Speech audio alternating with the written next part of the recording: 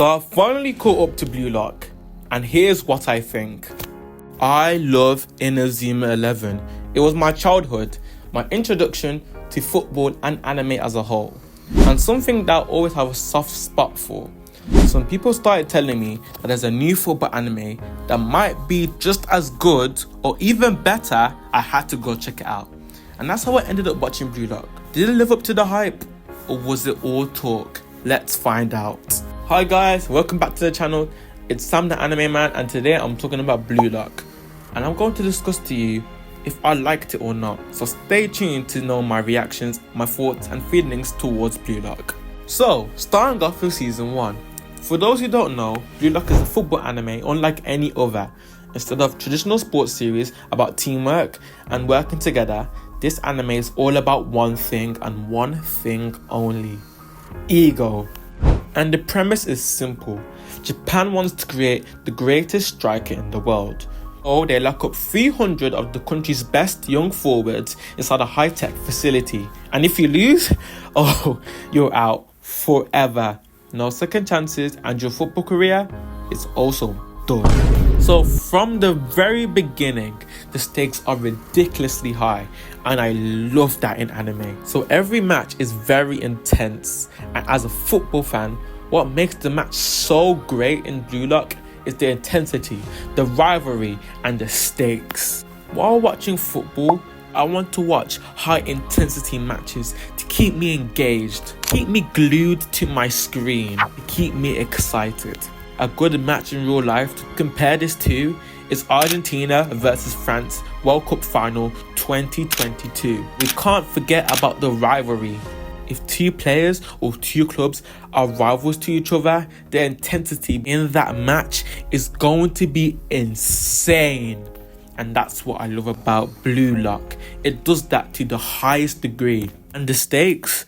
Blue Lock takes all these elements and cranks them up to 100. With the over-the-top facial expressions, wild dribbling techniques, insane goals, which gives me major Captain Super Saiyan Inazuma 11 vibes. And I love it.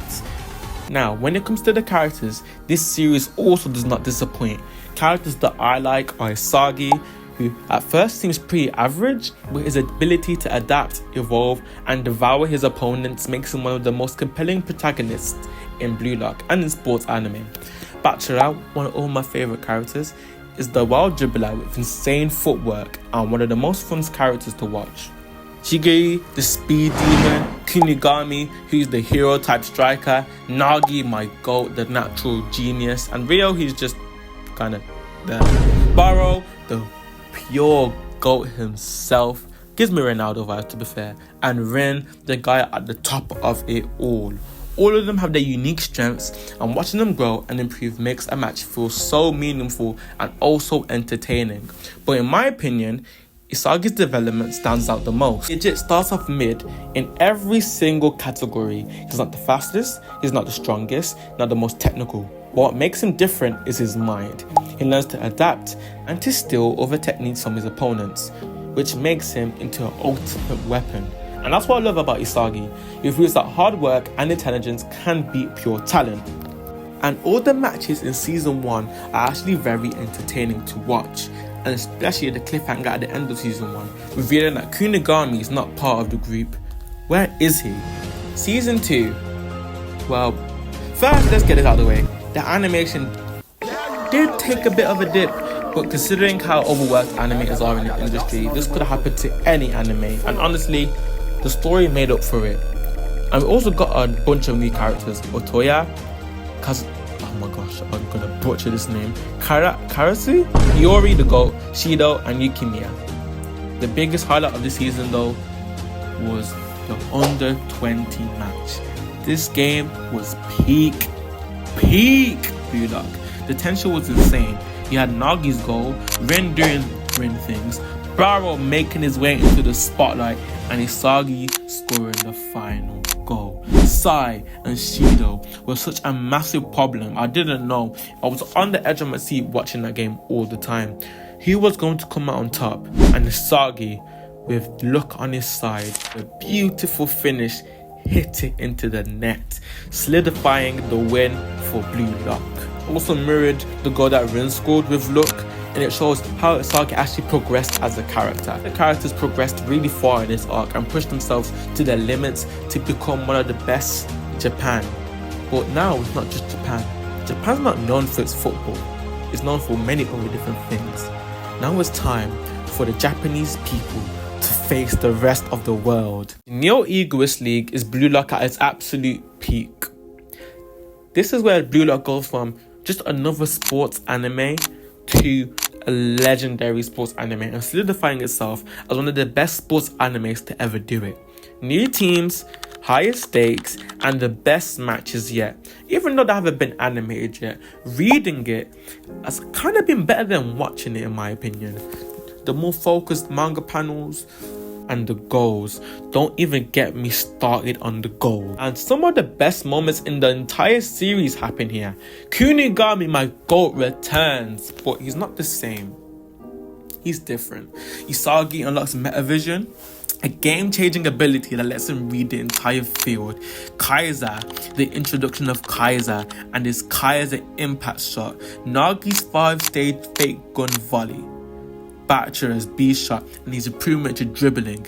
Raichi finally getting the moment to shine. Hiyori steps up, learning Metavision himself and gives Isagi insane assists as Isagi puts them in the back of the net. The celebration that Hiyori and Isagi did is pure adrenaline and you can see it in their face. I think that's what makes Blue Lock so good. You can see the intensity in their face, the way they played, and I think that also adds to that. Ubers and their crazy defense led by Barrow becoming the king of the team after rejecting Snuffy. Let's not forget about Uber's defense with IQ, Nico, and AU. If I'm saying that right, I'm so sorry if I'm not. And Shido's chemical reaction caused absolute chaos in the PXG game. Rin finally accepts his true self. He's unlocking everything. Plot Toshi Rin, people call him, and I understand why, because he basically gets everything for free. And finally Isagi scores the final goal against PXG. What a goal and what a celebration as well. This was his moment. This is when he solidified himself as the Demon King of Blue Lock. And then we get his 2-gun volley goal. Like, oh my god. Isagi stocks are peaking right now.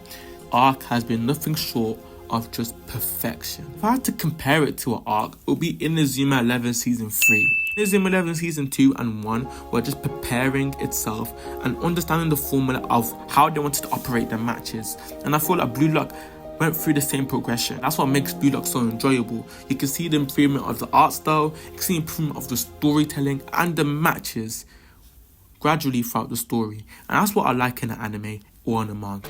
So, where does Blue Lock go from here? Well, the Under 20 World Cup is next, and that could be its own entire video. And I also have some predictions for what's coming up, but for now, we can just wrap this up. Final thoughts. Nagi is my favourite character, I'd say. I'm not part of the Nagi Glazers, I'd say that for real. But I think Nagi is going to make a return in the next chapter as we ended with him.